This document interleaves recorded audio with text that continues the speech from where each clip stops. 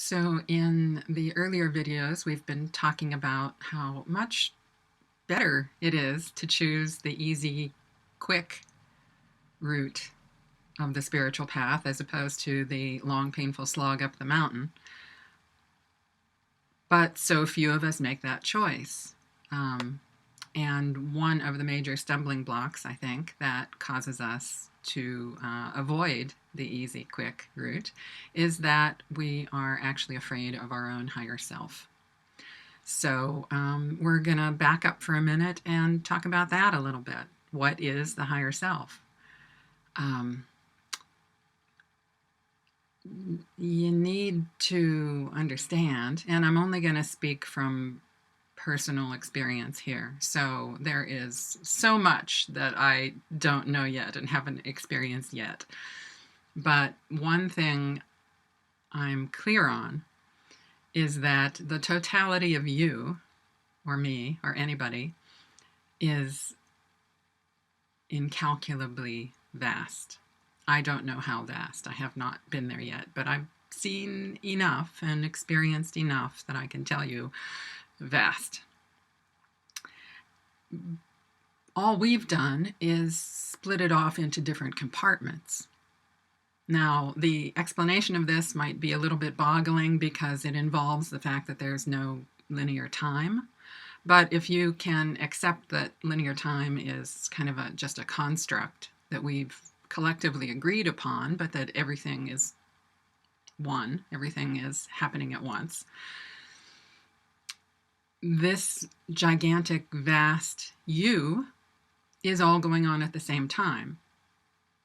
So we have just kind of shut the door on the hugeness that we are and gone like, la, la, la, la, la. I don't want to know about my own limitless power. I don't want to know about my incredible divine beauty. I think I do. I say I do, but it scares the crap out of me for whatever reason. And when we hear that the higher self is the higher self, we go, oh yeah, in the abstract, I can accept that hugeness, that thing, that divinity up there is myself because everything is one.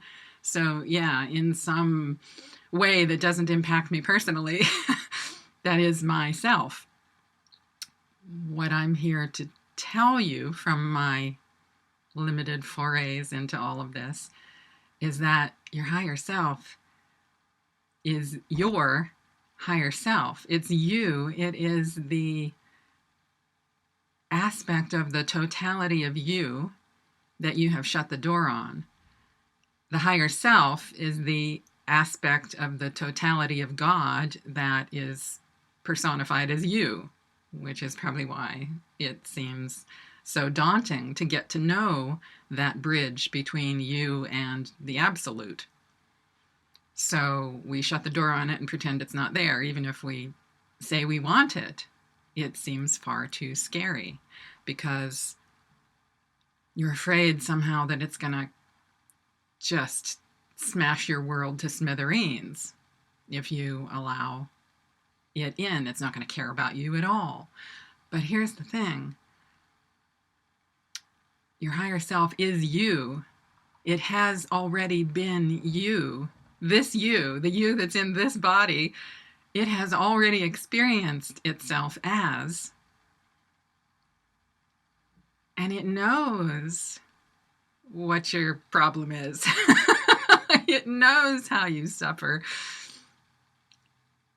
It knows that that suffering comes to an end as soon as you drop the stubborn need to crawl up the mountain instead of allowing yourself to be lifted. So it wants nothing more than to help you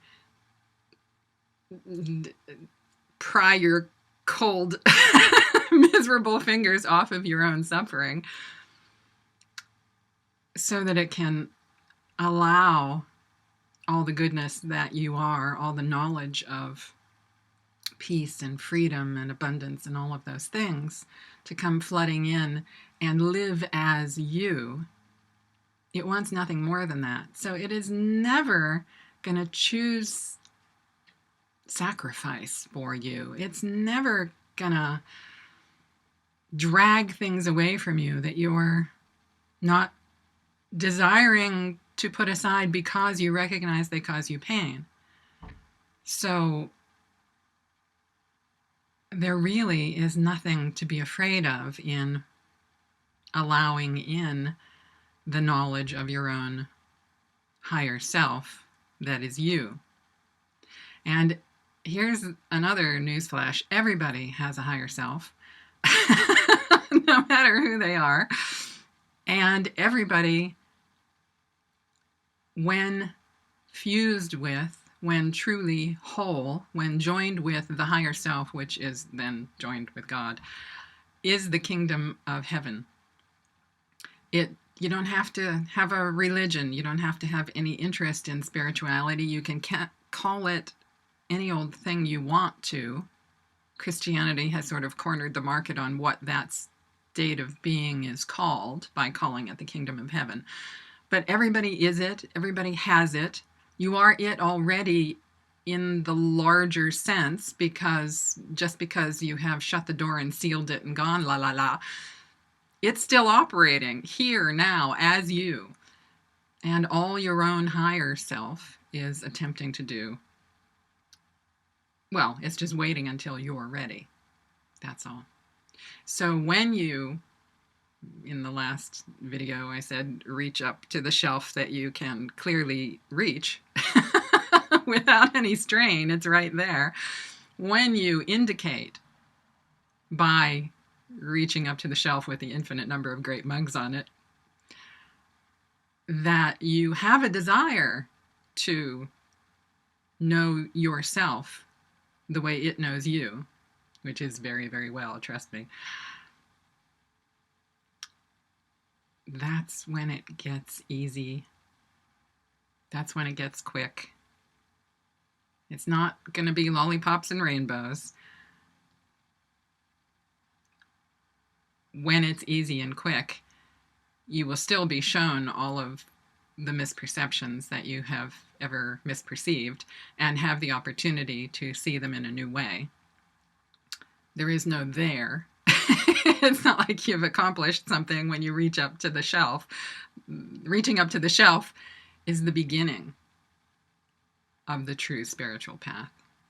So I hope that clears up a little something of the fear of getting to know your true self. It certainly has for me.